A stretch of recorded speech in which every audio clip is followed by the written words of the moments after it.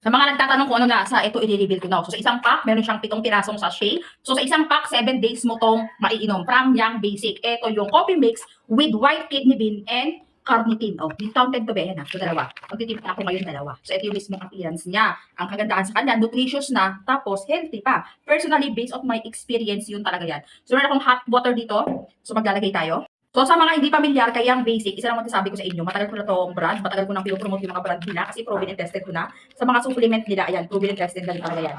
Wala ako ng kutsara. Uy, grabe. Naaamoy ko na yung coffee bean. Ito pa yung another cup ko. Dalawa kasi kami iinom, kaya dalawang cup yan eh. Lublob natin. Simutin natin. Sayang. Okay, tapos haluin mo syempre. At i-honest review ko, grabe ang bango niya, in fairness. Okay, amoy na amoy mo yung bango ng kape.